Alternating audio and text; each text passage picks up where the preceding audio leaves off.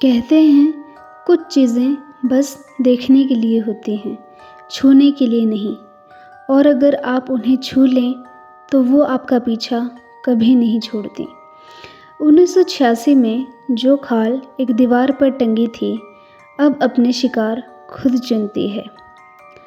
2022 की गर्मियों में राघव भदौरिया का पोता अर्जुन भदौरिया 35 साल बाद अमेरिका से लौटता है। उसके हाथ में एक पुरानी हवेली की चाबी है। नीयत ये है कि वो इसे एक लग्जरी रिजॉर्ट में बदलना चाहता है। अर्जुन कहता है, बस एक हॉन्टेड टैग की कमी है, वरना ये जगह परफेक्ट है मूवीज़ के लिए। लेकिन हवेली अब भी वैसी ही है जैसे किसी ने 1986 में इसे छोड़कर समय को रोक दिया हो। अर्जुन के पैर एक कमरे में रुकते हैं। वो कमरा जहाँ एक दीवार पर अभी भी वही खाल टंगी है, तेंदुए की खाल, बिल्कुल वैसी ही जैसी राघव ने उतारी थी। अर्जुन कहता है, व्हाट द हेल, ये तो बिल्कुल असली लग रही है। बाल अब भी चमक रहे हैं।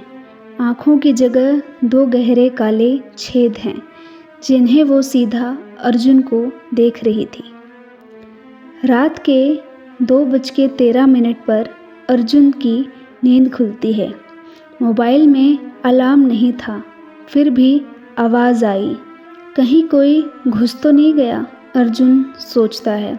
वो कमरे से बाहर निकलता है और लॉबी में फर्श पर वही खाल पड़ी होती है, लेकिन उसे तो उसने दीवार से हटवा कर स्टोर रूम में रखवाया था।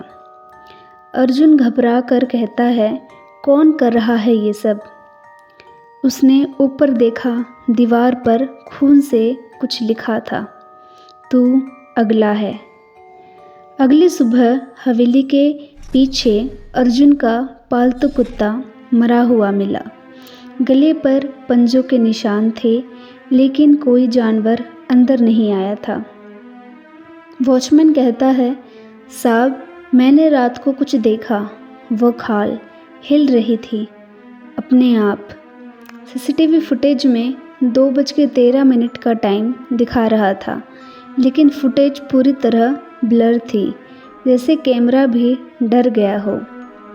3 दिन बाद अर्जुन की गर्लफ्रेंड नेहा हवेली में आई। नेहा ने कमरे में खाल देखकर कहा, उफ अर्जुन, ये क्या है? ऐसा लग रहा है जैसे ये अभी भी सांस ले रहा हो। नेहा को वो खाल पहली नज़र में अजीब लगी, लेकिन अर्जुन ने सब टाल दिया। रात को नेहा अकेले कमरे में सोई और अर्जुन अपने कमरे में। रात के 3:33 पर अर्जुन को अचानक नेहा की चीख सुनाई दी। नेहा ने चीखते हुए कहा, अर्जुन अर्जुन, कोई है कमरे में।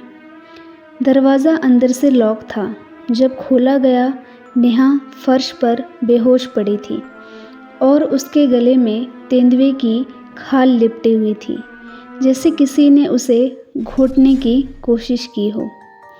अर्जुन जब सुबह उठता है तो स्टडी रूम की दीवार पर कुछ लिखा मिलता है। खून से लिखा था, मैं अब देख रहा हूँ। और ठीक नीचे उसी खाल की आंखें अब हल्की चमक रही थी। जिसने खाल को हटाया वो अब हटा नहीं पाएगा। खाल देखती है, चुनती है और फिर मारती है। अर्जुन अब समझ चुका है, ये हवेली, ये खाल और ये श्राप सब एक ही चीज़ के हिस्से हैं।